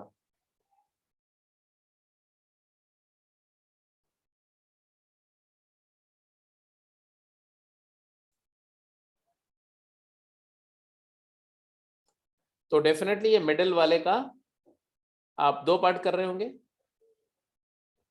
5c2 प्लस 5c3, और एक 5c3 को दूसरे वाले को दे दो, सो दैट दो कंसेक्यूटिव कॉम्बिनेटोरियल्स बन जाए। फिर पास्कल रूल यहां लगेगा तो क्या आ जाएगा बेटा, 6c3, और यहां लगेगा तो क्या हो जाएगा, 6c4। अब फिर 6c4 को आप लिख सकते हो 6c2, कैसे, NCR is equal to NCN minus R। अब ये फिर से कंसेक्यूटिव हो गए, 6c3 प्लस 6c2 क्या बन गया, हेलो क्या बन गया, 7c3। 7c3।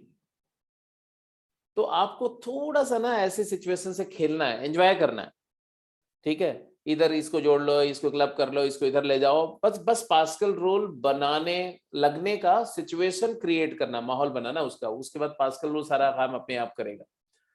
तो ऐसे इस पर बहुत सारी प्रॉब्लम आती है, इसलिए मैं थोड़ा सा मतलब कि इस पर आपको एक्सपोजर दे रहा हूं। अब चलो कुछ क्वेश्चंस। हाँ सर इसमें ऊपर भी लग रहा था पास्कल। क्या क्या क्या, 6c3 प्लस 6c4 पे। हाँ हाँ हाँ बिल्कुल लग रहा है, यहाँ पर अगर ना भी करते तो भी लग जाता, यहाँ पर लग ही रहा था ना, कंसेक्यूटिव है तो यहाँ से बोल देते तो क्या बोल देते, 7c4। अब 7c4 बोलो या 7c3 एक ही बात है, यस सर। है ना, तो चाहे जैसे लगाओ आंसर तो वही आएगा अल्टीमेटली। तो ये पास्कल रूल आप समझ गया, उसका प्रूफ समझ गया। अब पास्कल रूल पे आपको कुछ क्वेश्चन दे रहा हूँ, फटाफट आंसर करिए, क्विक जल्दी से। ये 3 केसेस है पास्कल रूल से, फटाफट करके बताइए मुझे, 3 केस मतलब 3 मिनट से ज्यादा टाइम नहीं लगना चाहिए।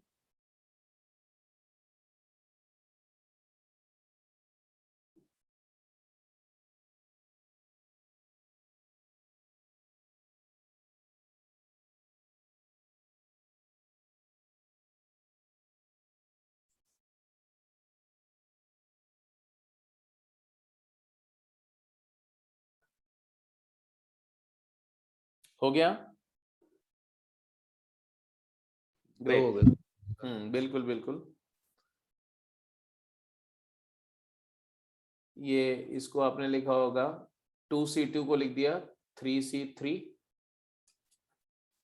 and then 3c2 then 4c2 then 5c2 and combination start हो गया, ये हो गया तुम्हारा 4c3 plus 4c2 plus 5c2, फिर कॉम्बिनेशन स्टार्ट हो गया 5c3 plus 5c2, फिर हो गया 6c3। ये ए पार्ट हो गया, बी पार्ट भी इसी तरह से हो गया। मतलब अब आप एक जनरल भी बना सकते हो, एक जनरल मैं सीरीज लिख दे रहा हूँ, इसको नोट कर लो कहीं पर, है ना, या अपने आप कर लो,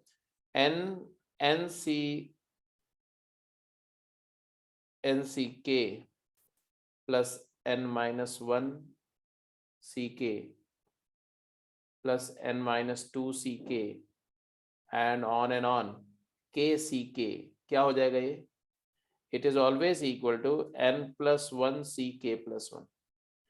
ये एक आइडेंटिटी है,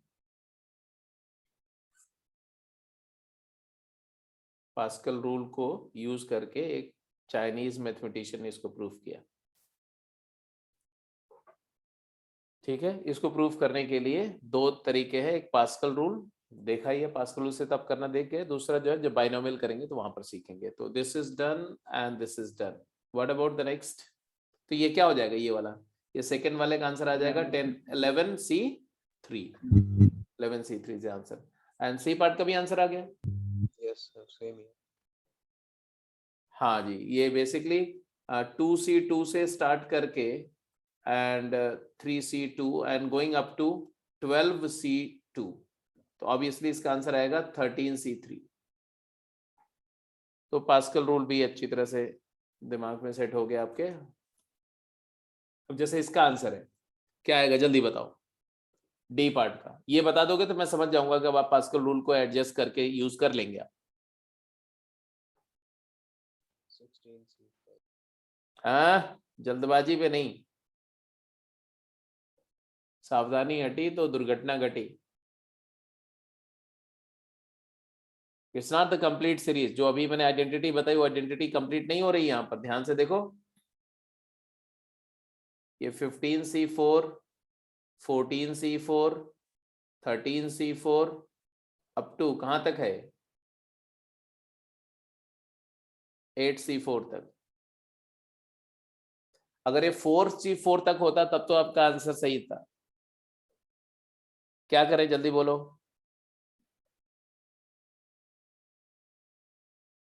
16C5 माइनस करते हैं, माइनस क्या, मिसिंग टर्म्स। मिसिंग टर्म को माइनस कर दें और थोड़ा और अकल लगाओ। तो हमें तो हमारा पर्पस है इस चेन को स्टार्ट करना है। 8C4 इसके पहले होगा 9C4। तो चेन यहाँ पर स्टार्ट करने के लिए मुझे इसको जलाना पड़ेगा ना, तो उसके लिए हमें क्या करना है, तो हमें 8C5 चाहिए ना। 8C5 ऐड कर दो, 8C5 सब्ट्रैक्ट कर दो। Are you getting my point. अब 8C5 जैसे ही आप ऐड सब्ट्रैक्ट किए तो ये वाला कंबाइन करके 9C5 बना, और 9C4 सॉरी 9C5 9C4 से कंबाइन करेगा और ये फिर प्रोसेस कंटिन्यू हो जाएगी। तो ये तुम्हारा हो जाएगा यहाँ तक, क्या हो जाएगा ये, this will become 16C5 minus 8C5। और या तो जैसा तुम बोल रहे थे कि इसको हम ऐसे लिख दें कि 15C4 plus 14C4 and up to 8C4 था। उसमें भी सर यही करना पड़ता। हाँ एग्जैक्टली वही करना पड़ता, मतलब कि 8C4 के बाद 7C4 and 6C4 and 5C4 and 4C4। तो ये ऐड करते तो यही चीज सब्ट्रैक्ट करते तो वो भी एक पास्कल सीरीज बनती ना, 7C4 plus 6C4 plus 5C4 plus 4C4। तो इसका भी पास्कल समेशन, इसका भी करते तो आंसर वही आ जाता, बट वो करने के बजाय straight away 8C5 add subtract कर दो, that is much better. Pascal rule समझ में आ गया। अब आते हैं अगली प्रॉपर्टी पर। R into N C R is n times n-1 CR-1। मैं चाहता हूं कि प्रॉपर्टीज फटाफट जल्दी से 2-3 प्रॉपर्टी है सारे कंप्लीट कर लो, या ये चलो इसका बता दो, इसका बता दो तो क्लास को यहीं पे क्लोज कर देते हैं।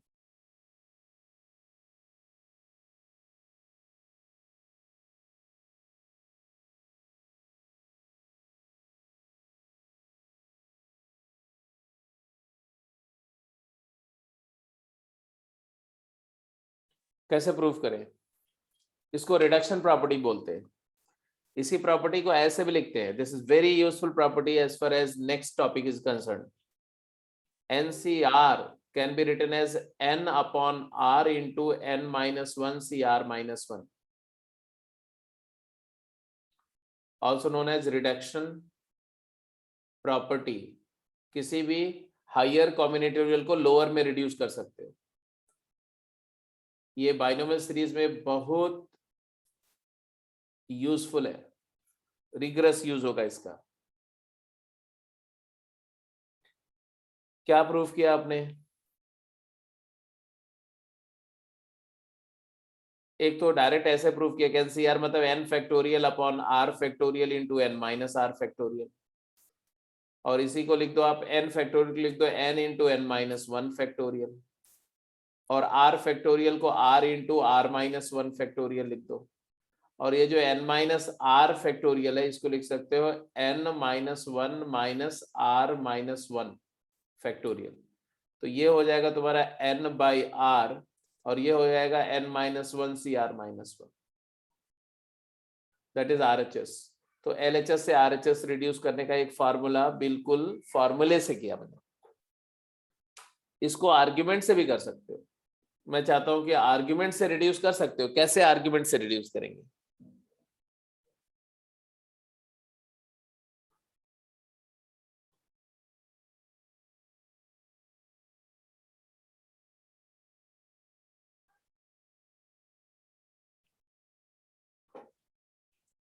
How do you prove this identity using combinatorial argument, ये आज कर दो, बस क्लास को यहीं पे क्लोज कर देंगे।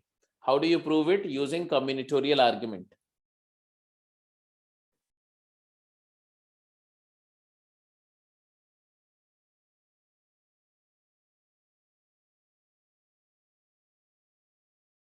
चलो एक क्वेश्चन मैं देता हूं आपको.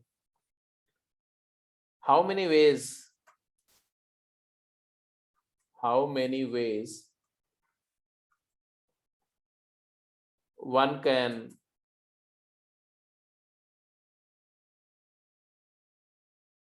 create a council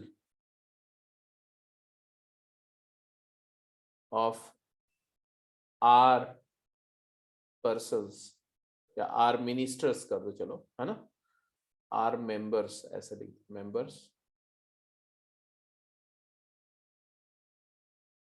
out of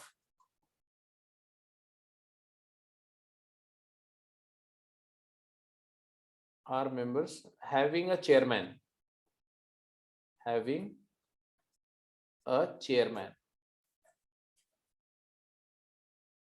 out of n members. मान लो एक सोसाइटी है जिसमें n मेंबर्स हैं और उस सोसाइटी का एक काउंसिल बनाना है, एडमिनिस्ट्रेटिव काउंसिल बनाना है, जिसमें r मेंबर्स की काउंसिल बनेगी और एक चेयरमैन अपॉइंट होगा. कितने तरीके से इस काम को कर सकते हैं? How many different ways you can do it if you are the selector? Sir NCR into R. NCR into R कैसे, क्या किया? Number of ways of choosing R, yes, choosing R members. पहले काउंसिल बना ली sir, फिर R members है तो उनमें से R चेयरपर्सन हो सकते हैं. Number of ways of choosing chairman, है ना. ये 2 स्टेप इन्होंने बताया मिस्टर सुकृत ने कि भाई पहले आप n में से R मेंबर हमने चूज कर लिए और उसी R सिलेक्टेड मेंबर में से एक को चेयरमैन बना दिया. तो R में से एक को चेयरमैन बनाने के R वेज हैं और n में से R सिलेक्ट करने के लिए आंसर आ गया. ये LHS हो गया. अब मैं बोलूंगा क्या आप इसी काम को डिफरेंट तरीके से कर सकते हो? और आप ऐसे बोल सकते हो सबसे पहले हाँ, number of ways of choosing chairman. Chairman post के लिए एक बंदा कोई चूज कर लिया. अब उस बंदे को बोला कि भाई अब तू अपने काउंसिलर्स चूज कर ले. तो चेयरमैन आपने अपॉइंट कर दिया n में से कोई, तो n में से कोई एक ले लिया, बोला कि तू भाई चेयरमैन है. अब चेयरमैन को बोल दिया कि अब तुम्हारा काम है, तुम अपने काउंसिलर चूज कर लो. तो वो कितने काउंसिलर चूज करेगा? Number of ways of choosing R-1 remaining counselors. n-1 C R-1. हाँ, तो वो चेयरमैन के अब खुद सेलेक्ट हो गया तो उसने जो है बचे हुए n-1 में से कोई R-1 काउंसलर्स को चूज कर लेगा. तो ये भी एक तरीका है. सेम आपको एट द एंड, चाहे आप मेथड 1 से जाओ या मेथड 2 से जाओ, एट द एंड आपको एक मिलेगी क्या? आपको मिलेगी एक council out of n persons में से सिलेक्टेड एक काउंसिल मिलेगी जिसमें R मेंबर होंगे और उसका एक चेयरमैन होगा. तो बिकॉज एक ही चीज, एक ही ऑब्जेक्टिव को अटेन करने के लिए 2 डिफरेंट अप्रोच है काउंटिंग की, तो अप्रोच चेंज करने से ऑब्जेक्टिव नंबर ऑफ जो फाइनल आउटकम है वो थोड़ी चेंज होंगे. तो ये दोनों इक्वल होने चाहिए and therefore this identity holds good. तो ये आपका तरीका हो गया आर्ग्यूमेंट वाले मेथड से, ठीक है. और दूसरा तरीका आपका क्या था? वो था कैलकुलेशन, सिंपल फार्मूले से न्यूमेरिकल कैलकुलेशन. तो आपके पास में दोनों आने चाहिए. ये आर्ग्यूमेंट वाला मेथड बहुत स्ट्रॉन्ग करना है क्योंकि आगे अगले टॉपिक में हम लोग बहुत सारी टिपिकल बाइनोमियल सीरीज का समेशन बिल्कुल एकदम वर्बली देंगे यूजिंग दिस आर्ग्यूमेंट, ठीक है. जैसे अगर किसी ने बोला, एक छोटा सा क्वेश्चन है, इसी कॉन्टेक्स्ट में है तो कर लेते हैं कि फॉर एग्जांपल अगर किसी ने बोला कि नंबर ऑफ वेज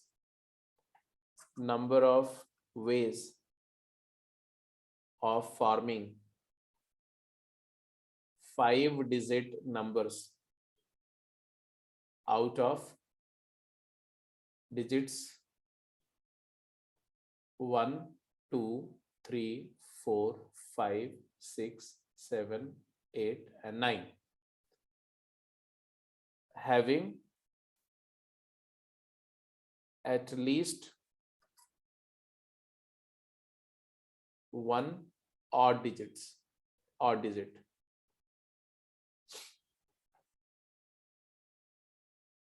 तो बोल रहे हैं क्या कि 9 जो गिवन डिजिट हैं उसको उसमें से 5 डिजिट सेलेक्ट करके 5 डिजिट की कितनी नंबर्स बन सकते हैं जिसमें कम से कम एक डिजिट ऑड हो, कम से कम एक डिजिट ऑड हो। तो आप क्या बोलोगे? तो ओड डिजिट चेयरमैन टाइप का हो जाएगा। हाँ, क्या क्या? किसी ओड डिजिट का वो चेयरमैन टाइप बना देंगे कि फिर वो बाद में अपना 4 नंबरों का काउंसिल चूज करेगा। नहीं, वो तो फिर तो ये बताओ कि मतलब तुम कुछ भी बनाओ, क्या बोलोगे तुम कैसे आर्ग्यू करोगे, ये बताओ। सब कितने ओड डिजिट हमारे पास है? 5 है। 5 ओड डिजिट है और उसके अंदर 5 multiplied by C of 9 minus 1 R minus. मतलब तुम्हारा आंसर है कि 5 मल्टीप्लाइड बाई 9c4, यही बोल रहे हो ना? या 8c4?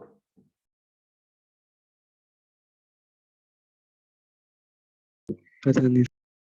पता पता नहीं क्यों। मतलब तुमने एक और डिजिट ले ली, 5 में से कोई एक ले ली। अब बचे हुए जो 8 हैं उनमें से कोई 4 लेने हैं तुमने, तो 5 मल्टीप्लाइड बाई 8c4 ही बोलोगे, 9c4 नहीं 8c4 बोलोगे। फिर अब इसके बारे में आ जाएंगे 5 फैक्टोरियल। 5 फैक्टोरियल क्यों? मतलब your answer will be actually 5 multiplied by 8 factorial upon 4 factorial into 4 factorial, ऐसा कुछ आप बोल रहे हो। इनटू 5 फैक्टोरियल भी तो आ जाएगा। वो क्यों? अभी तो हमने सब डिजिट्स सिलेक्ट करे हैं, उसके बाद फिर अलग अलग डिजिट्स भी तो आएंगे, अलग अलग नंबर्स भी तो हो जाएंगे।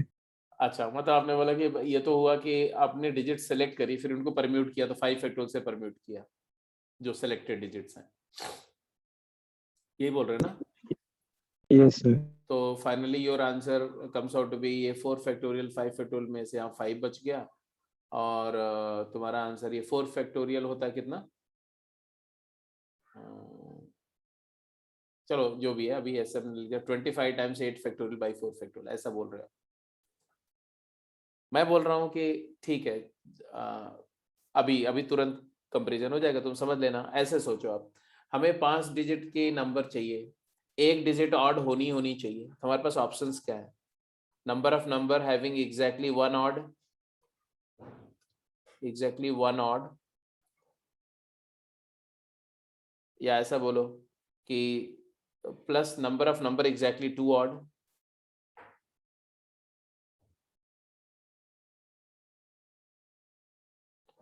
एंड ऐसे करके नंबर ऑफ नंबर एग्जैक्टली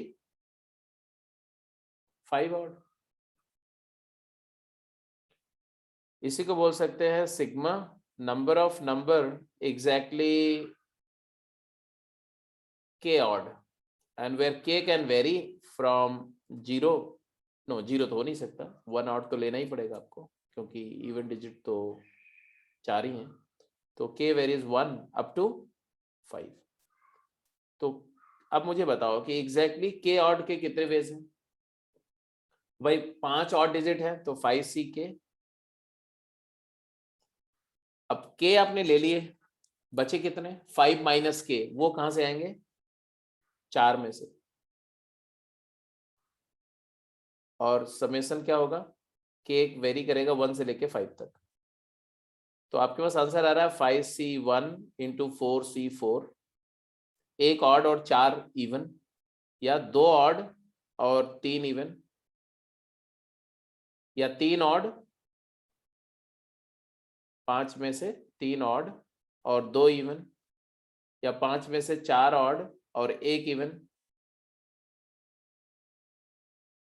और या 5 में से 5 ऑड ले लिया और 0 इवन एक भी नहीं लिया। ये पॉसिबिलिटी है। और मतलब प्लस। अब ये समेशन एक्चुअली क्या है? तो ये समेशन एक्चुअली है कि 9 में से 5 ले लो।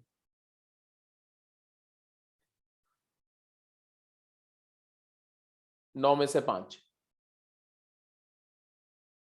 क्यों? क्योंकि वही वाला केस हो गया ना कि मान लो आपके पास में 5 बॉयज हैं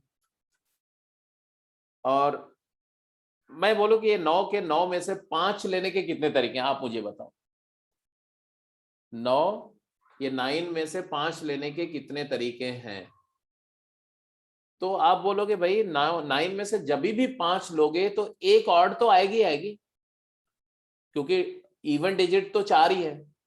तो 9 में से 5 सेलेक्ट कर लो straight away and you get the same answer.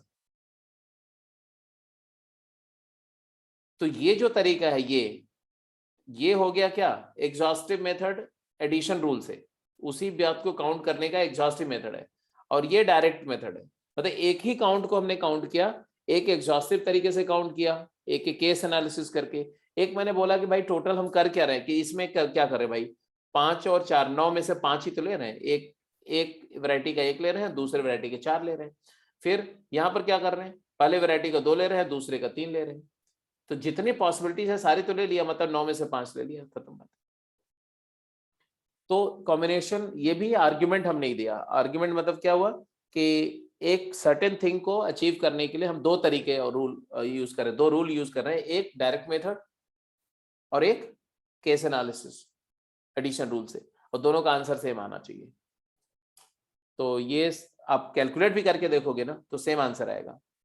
जैसे 5c1 इंटू 4c4, ये 5, पहला टर्म 5 है, 5c2 10 होता है, 4c3 4 होता है, तो 40 हो गया। 5c3 10 होता है और 4c2 6 होता है, तो 60 हो गया। 5c4 5 होता है और 4c1 4, तो 5 4 जा 20 हो गया। और ये 5c5 1 हो गया। टोटल कैलकुलेट करो तो आ जाएगा तुम्हारा 126। और 9c5 करोगे तो आएगा 9 factorial upon 4 factorial into 5 factorial. It comes out be 9 into 8 into 7 into 6 divided by 4 factorial, क्योंकि 5 फैक्टोरियल कैंसिल कर दिया। अब 4 फैक्टोरियल मतलब देखो ध्यान से, तो 8 6 जा 48 और 4 फैक्टोरियल कैंसिल होकर यहाँ 2 आ जाएगा। अब आ जाएगा 18 इंटू 7, तो ये भी आ जाएगा 126। तो मैंने जस्ट ये बताया कि कॉम्बिनेटोरियल आर्ग्यूमेंट कैसे कॉन्फ़िगर होता है और कैसे आप जो है, अब ऐसी सीरीज आ जाएगी कहीं पर तो इस सीरीज का समेशन डायरेक्ट लिख सकते हो ना कि भाई इसमें हो क्या रहा है, 5 एक वैरायटी के थिंग है और 4 एक वैरायटी के हैं, उनमें से हम टोटल 5 लेने के वेज हैं, तो 9c5 डायरेक्ट लिख दिया विदाउट एडिंग एग्जॉस्टिवली। ठीक है, तो चलो आज के लिए इतना सफिशिएंट है। अब इसके बाद में हम लोग नेक्स्ट क्लास में कॉम्बिनेशन पर वर्ड प्रॉब्लम्स वगैरह करेंगे और 2-1 प्रॉपर्टीज और हैं, उन पर थोड़े क्वेश्चंस करेंगे। सर इस क्वेश्चन में ऐसा तो दिया नहीं है कि रिपीट नहीं कर सकते डिजिट को। हाँ क्या हुआ सर इस क्वेश्चन में सर आपने उस जिस तरीके से करा उसमें तो नहीं, सिलेक्शन नहीं एक्चुअली वो बात बिल्कुल सही दिया नहीं, क्योंकि अभी मैं ऐसे जस्ट वर्बली बोल रहा हूँ प्रॉब्लम को, तो वो मैं मान के चल रहा हूँ कि ये 9 ऑब्जेक्ट हैं, तो कोई भी ऑब्जेक्ट 2 बार नहीं लिखा हुआ है। हमारे पास में यही 9 डिजिट्स हैं और हमें विदाउट रेपिटेशन करना, मतलब डिफरेंट डिजिट्स की नंबर बनानी है।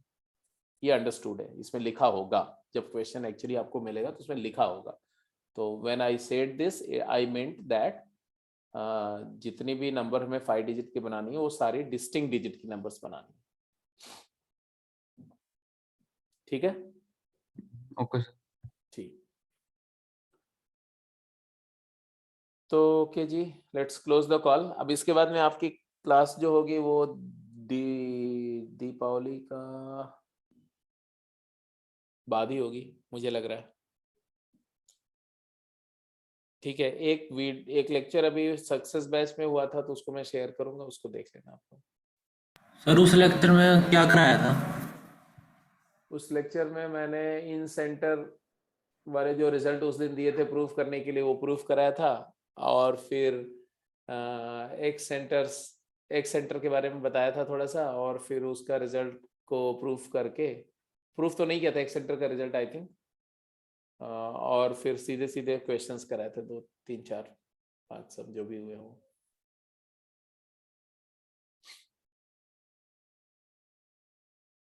उसको देख लेना, उसके बाद में अगर कुछ होगा तो हम लोग जब डाउट क्लास में डिस्कस करेंगे तो वहाँ डिस्कशन हो जाएगा। ठीक है बेटा, so let's close the call. Happy Deepawali. फिर कल तो नहीं है ना क्लास? नहीं, कल क्लास वैसे बच्चे तो बोल रहे थे कि नहीं रखनी, अब मुझे कंफर्म नहीं है। वो आपकी अच्छा। क्लास तो कल नहीं है वैसे, और वो सक्सेस बैच की क्लास भी मुझे नहीं लगता कि कल हो पाएगी, क्योंकि बहुत सारे बच्चे बोल रहे थे कि सर छुट्टी कर दीजिए, सारे सब्जेक्ट में छुट्टी हो गई है। हमने बोला चलो हमारी ठीक तो हुई नहीं सर सब में। है। हैं? हमारी तो हुई नहीं सारी। नहीं हुई? कौन सी क्लास चल रही? अभी मेरी केमिस्ट्री की चल रही थी, बस कल ही है वैसे तो। कल है? Yes sir. चलो देखते हैं।